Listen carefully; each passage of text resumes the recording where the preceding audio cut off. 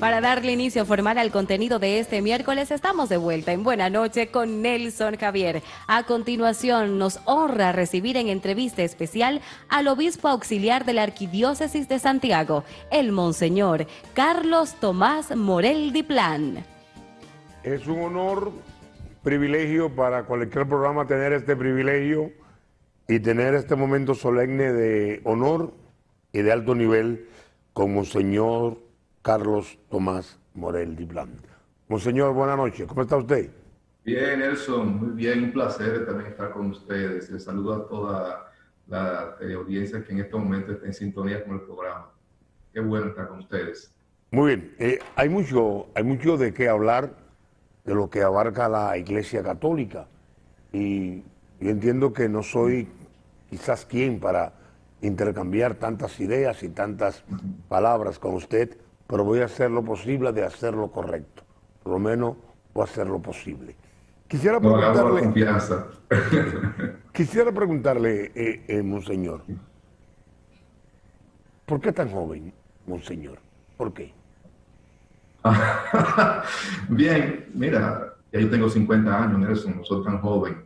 Aparentemente yo soy joven, pero prácticamente yo comencé el ministerio sacerdotal muy joven, prácticamente, y he tenido muchas oportunidades de servir, de trabajar en la iglesia, y el Papa decidió nombrarme obispo para esta arquidiócesis de Santiago. Pero prácticamente no soy tan joven. He creado una edad oportuna para ejercer el ministerio porque tendría mucha juventud, fuerza, porque es un ministerio que exige mucho trabajo, mucha energía y mucha dedicación sobre todo. Oye, ¿cuáles son los primeros momentos de precisión, los momentos toques que tiene un hombre de la iglesia para llegar a ser monseñor? ¿Cuáles son sus primeros estudios? Mira, no solamente por los estudios, en esto hay un conjunto de elementos que se toman en cuenta para el momento de la elección de un obispo, sobre todo en un país donde no es tan grande, tenemos una cantidad significativa de sacerdotes, pero sobre todo es una persona que debe tener un sentido de iglesia, de comunión, un sentido sobre todo de comunidad y una trayectoria de vida a nivel moral. No quiero con esto, y disculpen la inmodestia de mi parte, una persona que tenga una conducta en cierto modo intachable, un estilo de vida cristiano, de dedicación, de entrega y sobre todo de servicio a tiempo completo a la iglesia. Se fijan una serie de elementos para eso, pero hay mucha gente, muchos sacerdotes que tienen la capacidad, tienen la condición para ser obispo, pero entre tantos eligen a uno que a veces uno es indigno hasta de ejercer este ministerio y de recibir este compromiso de parte de la iglesia también. Bueno, estamos conversando con Monseñor Carlos Tomás Morel Diplán y es más que un honor para nosotros tenerlo en este programa Buena Noche. ¿Usted por casualidad estudió en La Vega, Monseñor?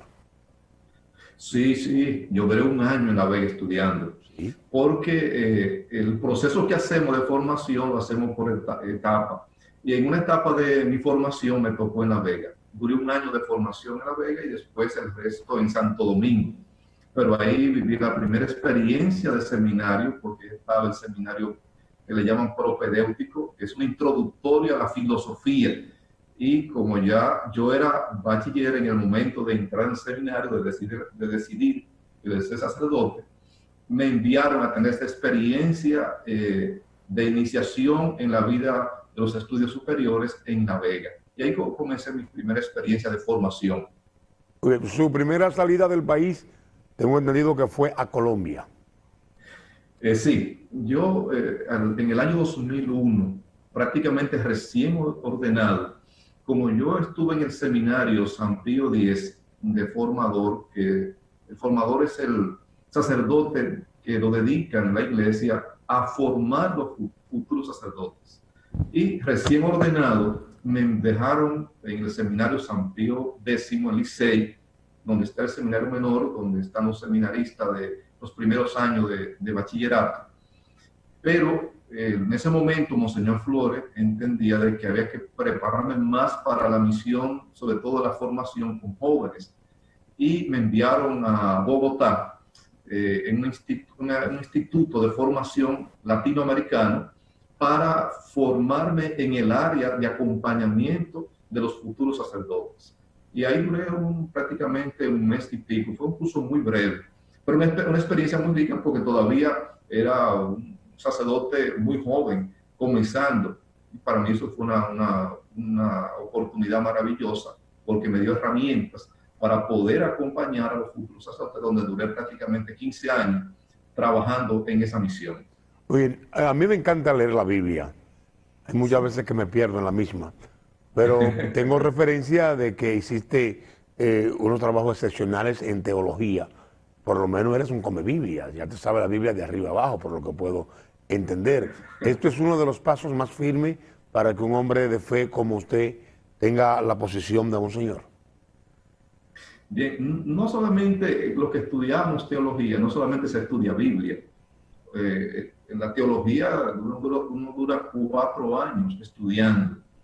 Y en esos estudios, en ese proceso de formación, como se le llama, uno estudia muchas dimensiones de la parte, de la parte teológica. Sí. Y la Biblia es uno de los puntos fuertes que nosotros afianzamos más, pero para poder afianzarse mucho más hay que hacer una especialidad.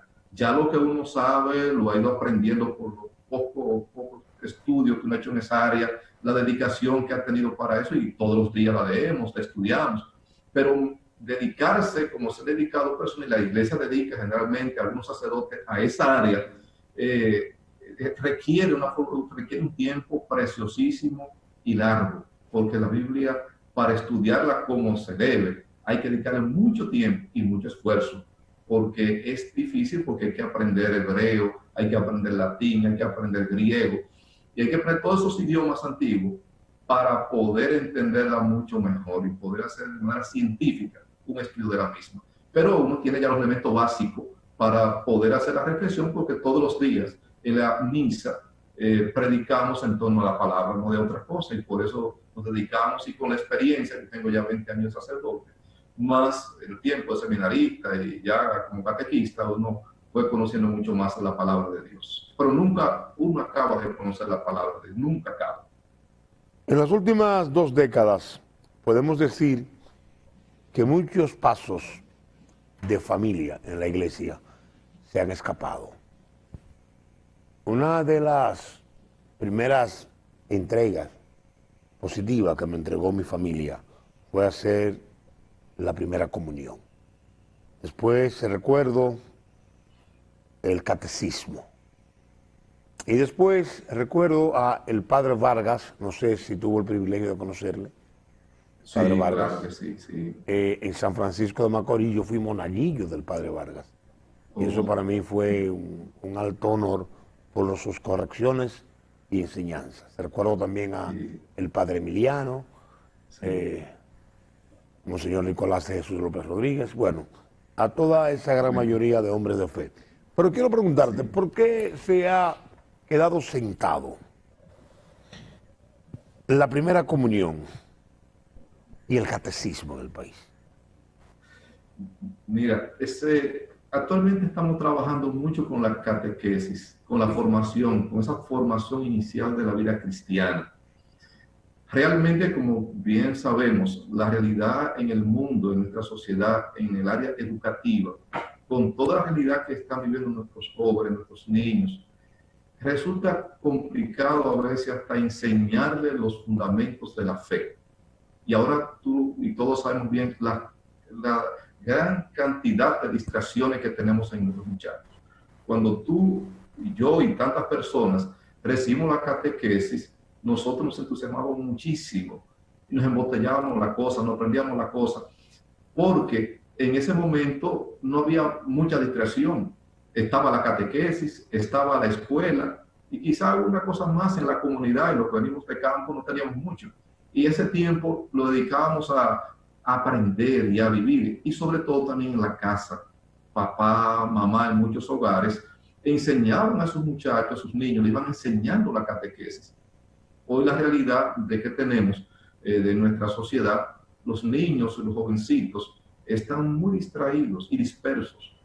Y en muchas situaciones, un niño ahora, y es bien, es importantísimo, y gracias a Dios tenemos muchas de esas cosas, estudia en la escuela o en el colegio, de ahí se va a estudiar inglés, de ahí pasa a estudiar música, o que va a un curso de modelaje. En fin, un niño lo aprovechan ahora en muchísimas cosas y lo ponen a estudiar muchas cosas y se dispersa. Ya quizá la catequesis no es tan atractiva para ellos. Y quizá también nosotros como iglesia hemos tenido un poco de culpa también porque no la hacemos tan atractiva para los niños por toda competencia que hay en este momento. Un niño tiene una tablet, tiene un celular, busca los juegos, ahí es más divertido y pasa mucho tiempo en ese tipo de cosas y descuidan esa parte. Pero es una responsabilidad de la familia cultivar la vida espiritual de sus hijos. No puede descuidarla, porque es fundamental el cuidado y el crecimiento en el espíritu de un ser humano, porque no solamente es materia, no solamente cosas materiales, también el ser humano tiene una parte, esa dimensión espiritual que le ayuda a hacer equilibrio en los momentos difíciles de la vida. Los que hemos tenido la experiencia de recibir una buena catequesis, hoy nos ayuda para entender muchas cosas y no nos dejamos confundir tanto por las cosas del mundo y por las realidades que nos rodean y no nos dejamos distraer tanto. Pero el peligro de nuestra sociedad ahora con nuestros jóvenes, sobre todo con la catequesis, es la distracción en la que estamos viviendo, sobre todo hasta los niños están muy afectados con esto. Monseñor, nosotros los que tenemos más de 50 años hemos tenido la gran oportunidad de ver cosas que mis hijos y mis nietos jamás la van a ver, aunque uno no se imagina cómo volvería a cambiar el mundo en el tiempo que Dios entienda deba de pisar suelo, aunque yo entiendo que Dios siempre está con nosotros. Pero recuerdo aún cuando se realizaba el Santo Rosario, cuando se ejecutaba una procesión, cuando hombres, mujeres, niños, niñas, salíamos a caminar de un lugar a otro, y este era un motivo de fe, donde la gente sentaba su rodilla con la tierra y tenía la oportunidad de hacer un contacto con lo que estuviese en su sentimiento, en su corazón, y sobre todo un avance de fe sobre todas las cosas. El cambio drástico de esta situación puede ser fatal en unas 3 décadas más adelante, cuando nuestros hijos y nietos ya tengan una posición de edad igual que la de nosotros.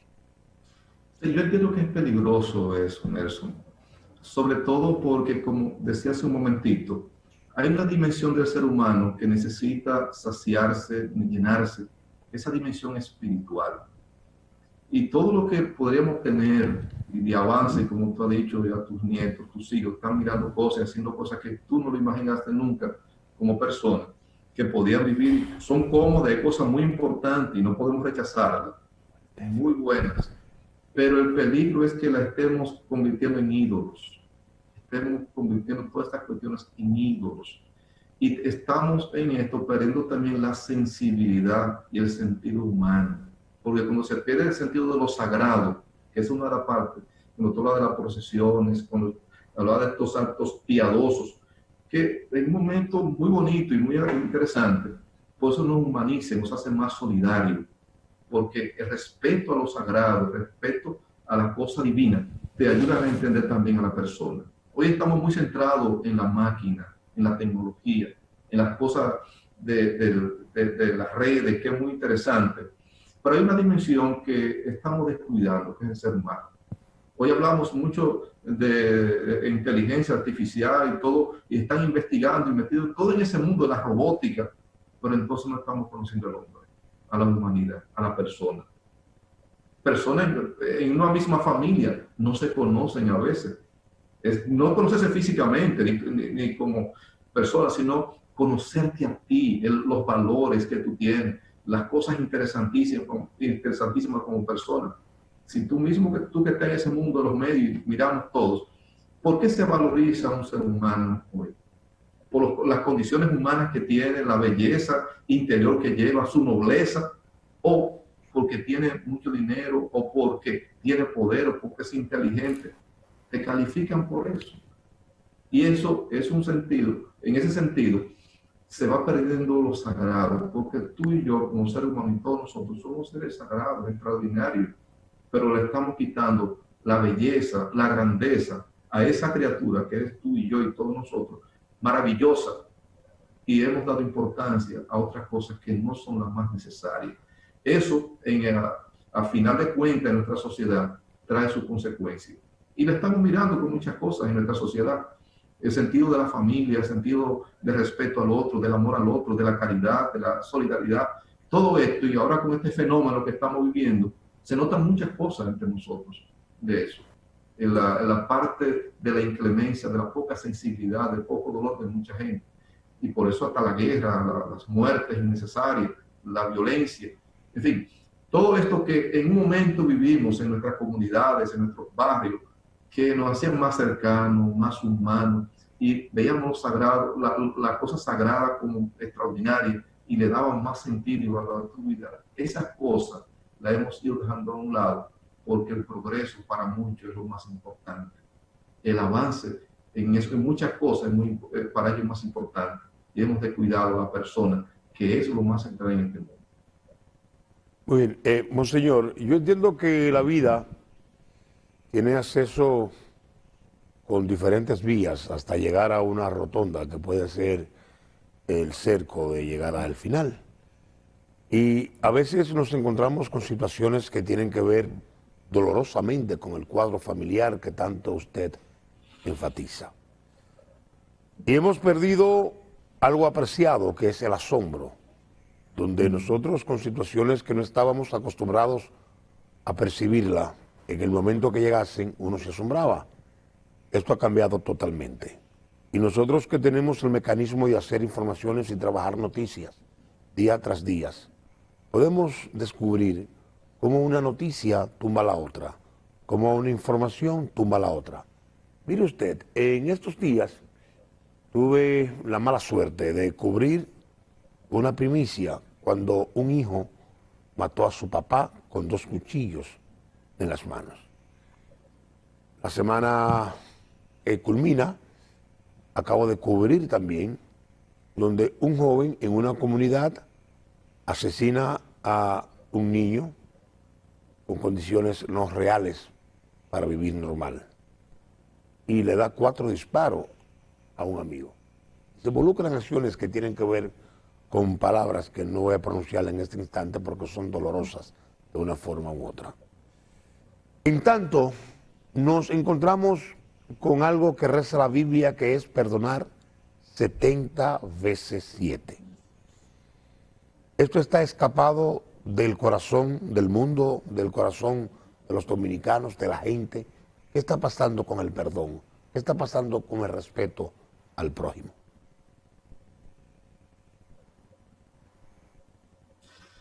Mira, tú decías de algo que a mí me llama también la atención, y eso es lo que los sabios en la antigüedad, en la cultura griega, que aprendieron a descubrir un valor muy importante que es la sabiduría.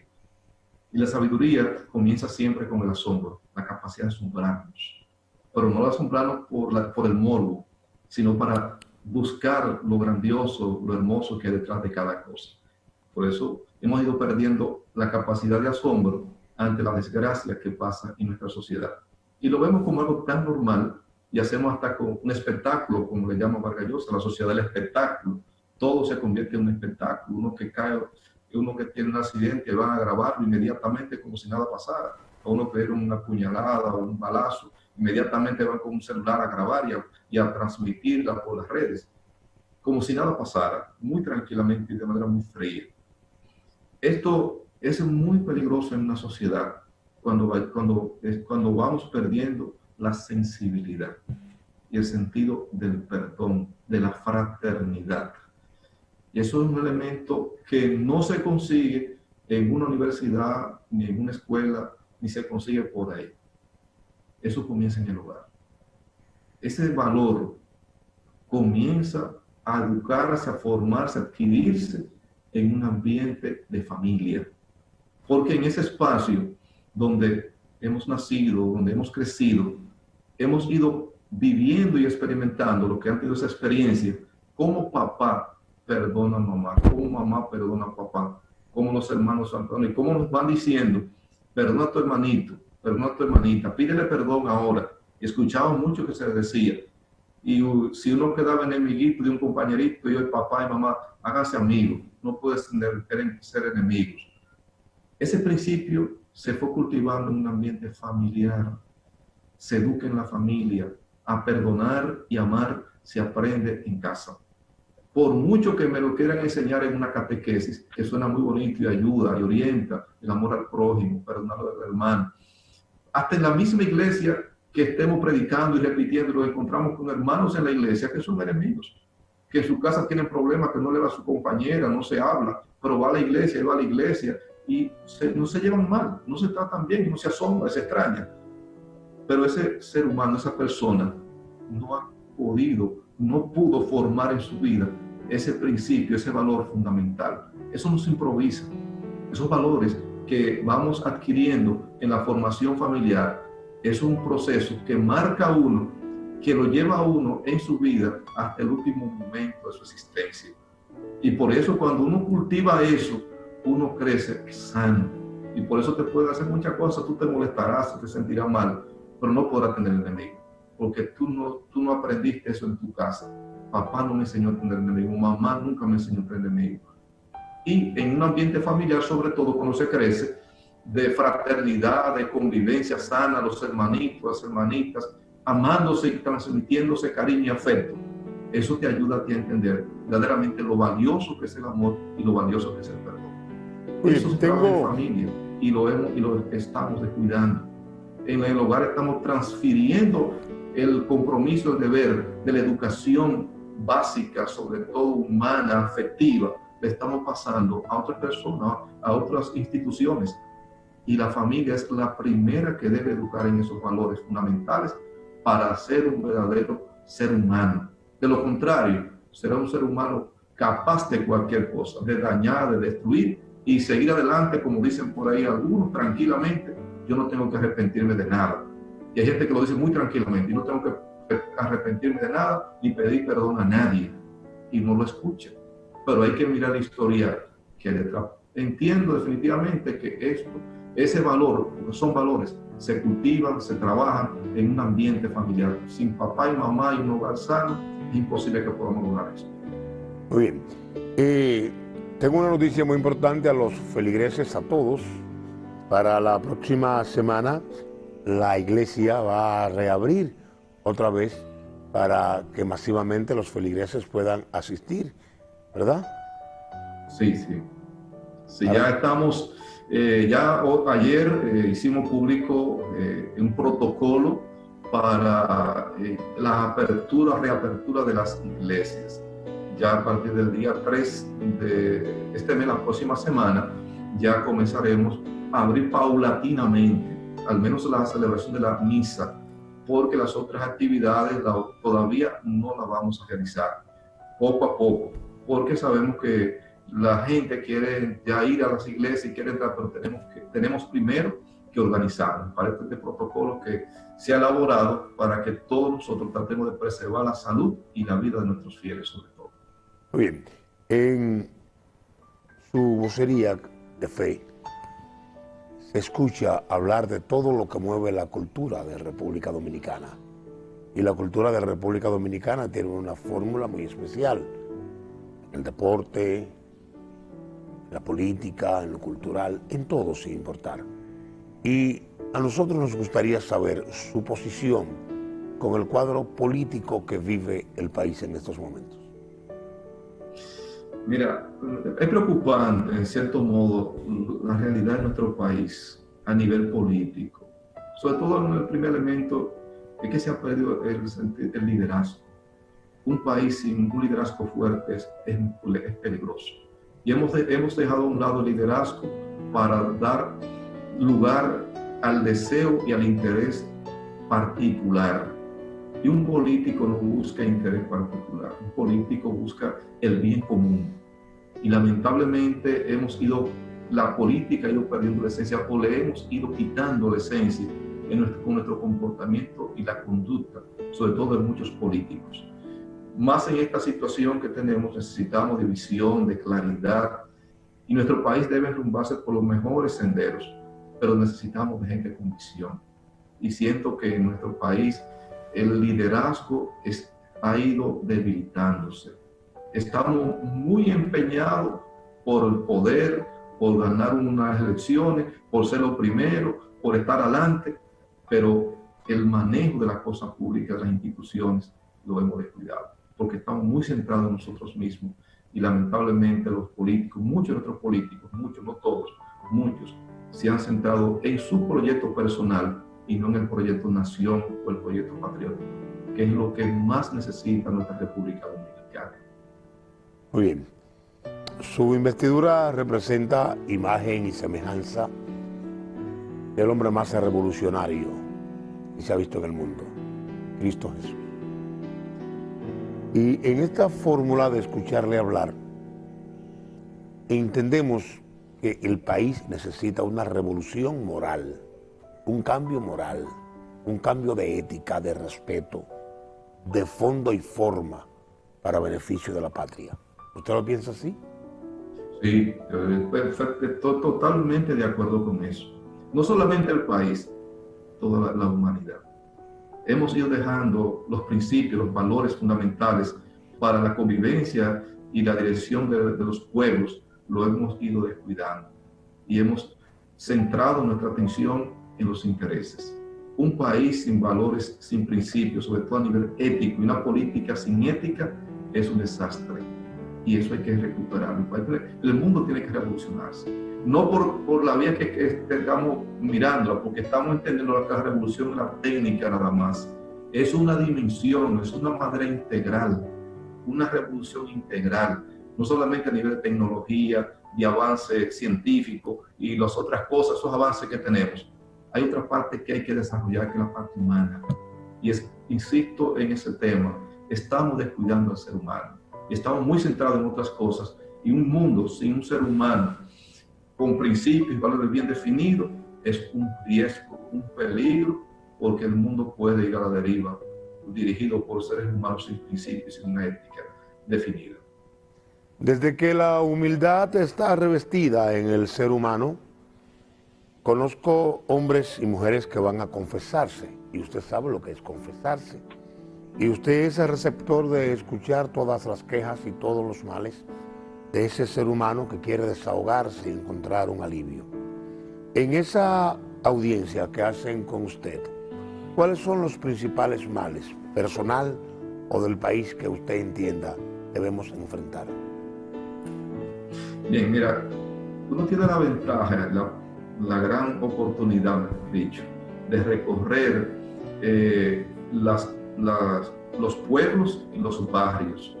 La Arquidiócesis de Santiago está dentro de todo lo que es Santiago, la ciudad de Santiago, total, y después la provincia de Espaillat, una parte, la provincia de Santiago y Espaillat. Y prácticamente uno recorre todas las comunidades, los barrios, los sectores, porque en la parroquia está conglomerado todos los líderes comunitarios, y uno va escuchando muchas de las situaciones que van pasando en los barrios. Uno de los temas más comunes es el tema de la pobreza, de la desigualdad, de la injusticia, y por supuesto de esto surge también la criminalidad y todos estos problemas que tenemos actualmente con los desórdenes de la injusticia y los problemas de la violencia en la familia y en los barrios y en las comunidades. Generalmente los temas que se notan más es el tema de la pobreza. Uno lo mira en los barrios, uno lo mira en los pueblos, uno mira toda la situación que tenemos. Y esto genera violencia, esto genera delincuencia. Y definitivamente por mucho análisis sociológico que se quiera hacer y político que se quiera hacer, mientras no haya igualdad y no haya mayor participación, especialmente de los jóvenes, que tengan más oportunidades. Y uno ve a muchos jóvenes y uno escucha de muchos jóvenes que estudian y después que terminan no tienen dónde ir, no tienen qué hacer, no tienen posibilidad ni oportunidad. Si no está enganchado en un partido, o si un partido no le da una oportunidad, no entra. Entonces, mientras no haya una sociedad de más participación, igualdad y el reconocimiento también de los jóvenes, especialmente de ellos, vamos a tener los problemas que actualmente estamos confrontando, especialmente de la delincuencia y la violencia que tanto se habla. En estos tiempos no se está hablando de esto por el virus, pero sigue la violencia y sigue la delincuencia. Y esos son los temas que más uno escucha del tema de la inseguridad y de la violencia y de la delincuencia en los barrios y en los campos ya. No solamente en los barrios, en los campos. Monseñor, me imagino que usted recuerda en el argot popular cuando se decía, ese tipo está apretado. Cuando yo vine a la entrevista, yo estaba apretado, la verdad que sí. Y mire que tengo la suerte de descifrar con un sinnúmero de personalidades cuestionarios y hablar un sinnúmero de acciones que tengan que ver con la vida. Pero en esta entrevista yo no podría equivocarme, tengo que manejarme al pie de la letra. Y quiero darle las gracias a Dios, primeramente, que me dio el privilegio de intercambiar palabras e ideas con usted. Y quiero que usted me permita el privilegio de usted bendecirnos a nosotros y bendecir a toda la teleaudiencia aquí y fuera de aquí. Como no, para mí es un placer y yo te agradezco la invitación y con gusto he estado compartiendo estas reflexiones contigo y con la comunidad y toda la gente que nos está escuchando en este momento. Así esta bendición, y muy particular por todos los enfermos. Hay mucha gente que está enferma en las clínicas, en los hospitales, en los hogares, y mucha familia que está sufriendo por la muerte de un ser querido. Hay mucho luto. Aquí en el país y fuera de nuestro país, muchos dominicanos y dominicanas. Y así también la bendición para ti, Javier, para que el Señor te dé salud y por todas las personas que necesitan de la salud y por todas las familias también. El Señor esté con ustedes. La bendición de Dios Todopoderoso, Padre, Hijo y Espíritu Santo, descienda sobre ustedes y permanezca para siempre. Amén. Gracias, Monseñor. Cómo no, al lado de siempre. Escríbanlo. Esta es la televisión que marca la pauta. Buenas noches.